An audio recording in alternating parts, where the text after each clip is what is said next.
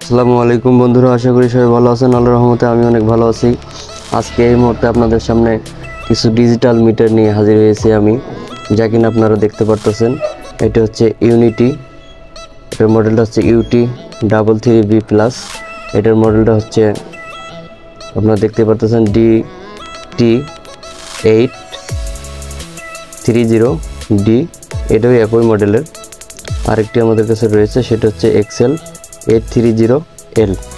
তো আমরা এগুলোর মধ্যে যদি আমরা বুঝতে পারি যে এগুলো কি, তাহলে এটা কি, যদি আমরা যে কোনো একটা বুঝতে পারি তাহলে আলহামদুলিল্লাহ আমরা সবগুলোই বুঝতে পারবো।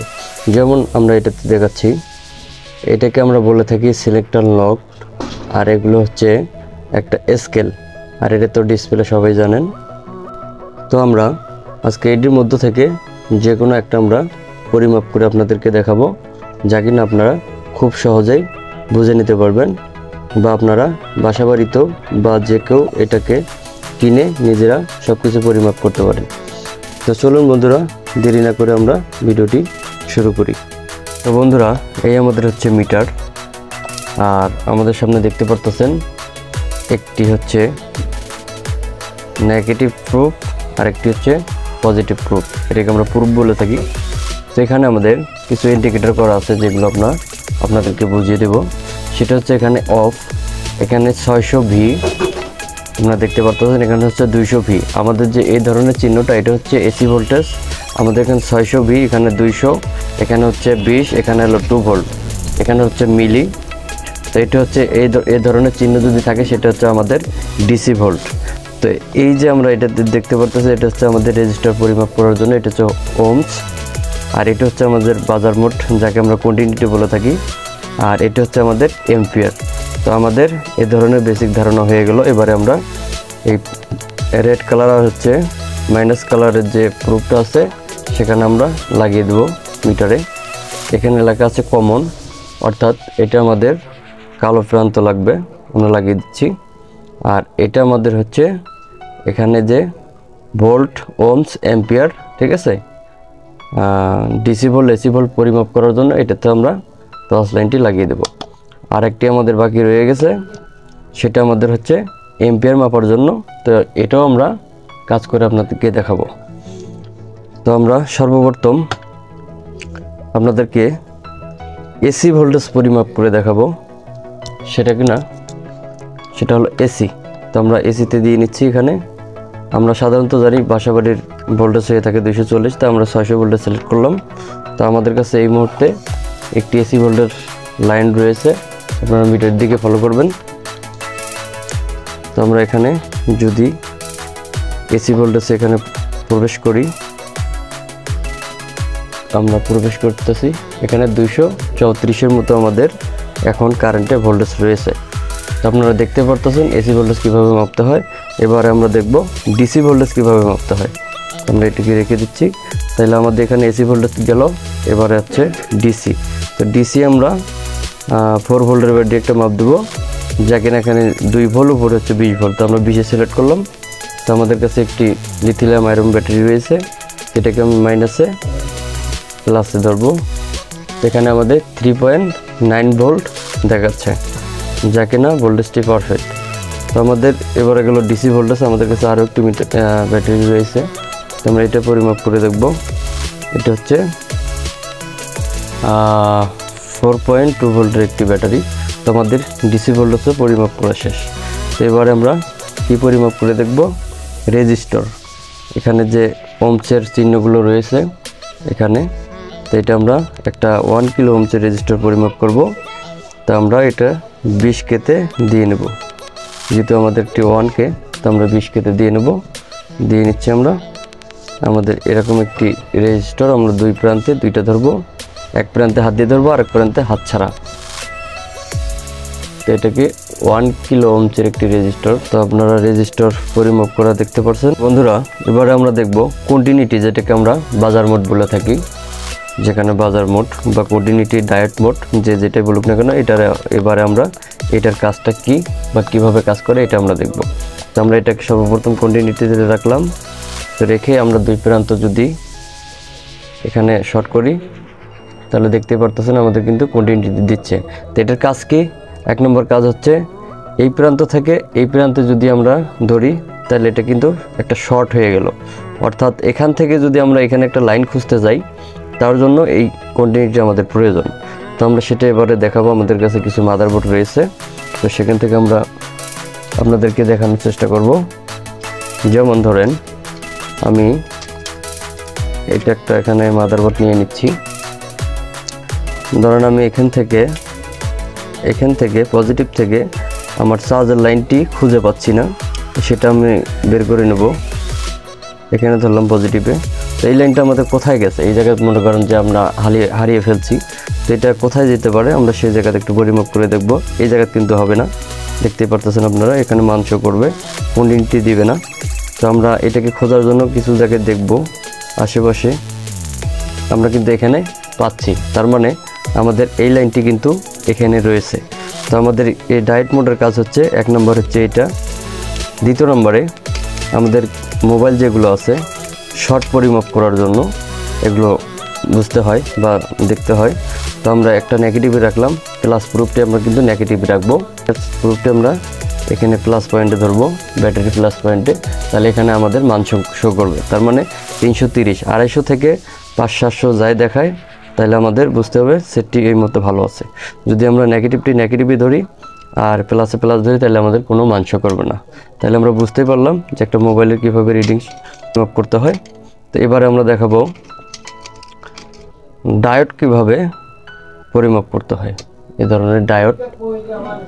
তো আমাদের এটা হচ্ছে সাদা প্রান্ত, এটা হচ্ছে কালো প্রান্ত। তা আমরা এই সাদা প্রান্তে প্লাস লাইনটি ধরবো আর কালো প্রান্তে এটা ধরবো। দেখতে পারতেছেন বন্ধুরা, আমাদের কিন্তু মিটারে কোনো রিডিং দেখাচ্ছে না, বা আবার এটা ঘুরিয়ে ধরবো 430-এর মতো দেখাচ্ছে, তার মানে এই ডায়োডটি আমাদের সম্পূর্ণ ভালো রয়েছে।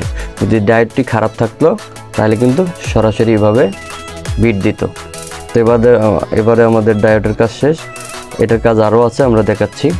তো বন্ধুরা, আমাদের কাছে কিছু এরকম 2498 ট্রানজিস্টর রয়েছে, যা আমরা টিভিতে ইনপুটে ব্যবহার করে থাকি অথবা আউটপুটে ব্যবহার করে থাকি।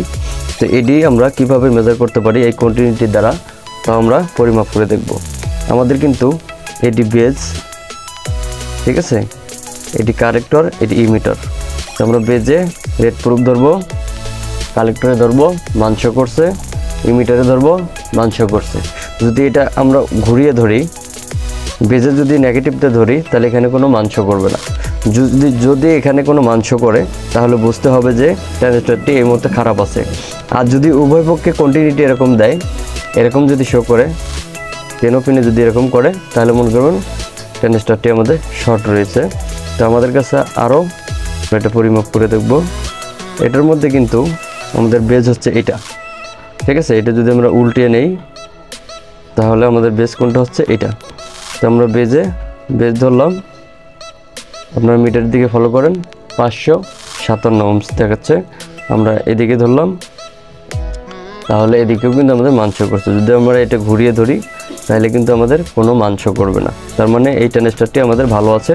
যদি এরকম কন্টিনিউটি দেয় তাহলে ট্রানজিস্টরটি খারাপ, আর যদি দুই দিকে উভয়ে মান দেখায় তাও ট্রানজিস্টরটি আমাদের খারাপ। এটাতে আমরা এলইডি বাতি যেগুলো বলি, যেগুলো এলইডি বলা হয়, এ ধরনের বাতিগুলো আমরা চেক করে নিতে পারি। তো এলইডি সাধারণত লাম্বা পার্টি প্লাস হয়ে থাকে, খাটো পার্টি মাইনাস হয়ে থাকে। তো আমরা যদি খাটো পার্টের মধ্যে মাইনাস ধরে থাকি, তো প্লাসে যদি আমরা প্লাস ধরি, দেখতে পারতেছেন বন্ধুরা এলইডি কিন্তু আমাদের জ্বলছে। মিটারে মান শো করুক বা না করুক, কিন্তু এলইডি ভালো থাকলে অবশ্যই জ্বলবে। তো বুঝতেই পারতেছেন, এটা কিন্তু ঘুরিয়ে দিলে হবে না। তো আমরা এটা একবার চেক করে দেখব, মাইনাসে মাইনাস ধরবো, প্লাসে প্লাস ধরবো। দেখতে পারতেছেন বন্ধুরা বাতিটি কিন্তু আমাদের জ্বলছে। তো এবারে আমরা কন্টিনিউটি মোডের কাজ শেষ। তো এবারে আমরা কি করতে পারি, এখানে যে আরেকটি রয়েছে SFE, এটা আমাদের প্রয়োজন নেই, সেটা হচ্ছে এদের কাজ। তো এবারে আমরা দেখাতে পারি আপনাদেরকে এম্পিয়ার কিভাবে পরিমাপ করতে হয়। তো সাধারণত আমরা কাজ করতে গেলে এম্পিয়ার প্রয়োজন হয় না, আমাদের মেইন ভোল্টেজ হচ্ছে DC, দ্বিতীয় নম্বর ভোল্টেজ হচ্ছে AC, তৃতীয় নম্বরে আমাদের হচ্ছে এই যে ওমস, এই আর হচ্ছে চতুর্থ নম্বরে আমাদের কন্টিনিউটি। তো এই 3-4টে হলে কিন্তু আমাদের সম্পূর্ণ কাজগুলো করা হয়। তো আমরা এম্পিয়ারটা কীভাবে পরিমাপ করতে হয় আমরা সেটিও দেখে দিচ্ছি। তো আমরা সর্বপ্রথম একটি ব্যাটারি নিয়ে নিচ্ছি, আমরা একটা 4 ভোল্টের ব্যাটারিটি নিয়ে নিচ্ছি। তো এটা এই যে আমি বলছিলাম যে এটারও কাজ আছে, এখানে কিন্তু 10 এম্পিয়ার লেখা রয়েছে, আপনারা দেখতেই পারতেছেন বন্ধুরা। তো আমরা এই যে রেড প্রুফটা এটা আমরা কিন্তু খুলে এই যে ডিসি 10 এম্পিয়ারে আমরা আবার লাগিয়ে দিব। দিয়ে যে সিলেক্টর লকটি আছে, তো আমরা কিন্তু এই এম্পিয়ার যে এখানে রয়েছে, তো আমরা একটা এলইডি পরিমাপ করে দেখব কত এম্পিয়ার শো করে। তো আমরা এটাকে 20-এ রাখতে পারি। তো আমরা 200-তে সিলেক্ট করে রাখছি, আপনারা মিটারের দিকে ফলো করবেন। তো আমরা এই এলইডিটা জ্বালিয়ে দেখাবো আপনাদেরকে।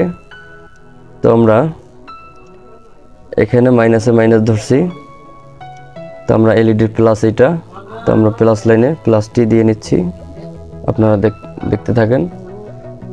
আমরা প্লাসটি প্লাসে দিয়ে নিচ্ছি, আর পজিটিভটা আমরা এখানে ধরবো। বন্ধুরা দেখতে পারতেছেন এলইডি বাতিটি শো করছে, জ্বলছে। আমাদের এখানে কিন্তু 1.8 এম্পিয়ারে এটা জ্বলতেছে। তো বন্ধুরা আপনারা বুঝতেই পারতেছেন এম্পিয়ার কীভাবে চেক করতে হয়। তো আমাদের সাধারণত এম্পিয়ার প্রয়োজন পড়ে না, তারপর আমরা চেক করে দেখালাম। এবারে আমরা দেখাবো এসি ভোল্টেজ 12 ভোল্ট কীভাবে একটা ট্রান্সফর্মার থেকে পরিমাপ করতে হয়। সেক্ষেত্রে আমরা এই সিলেক্টর লকটি আবারও এসি 200 ভোল্টে রেখে দেব।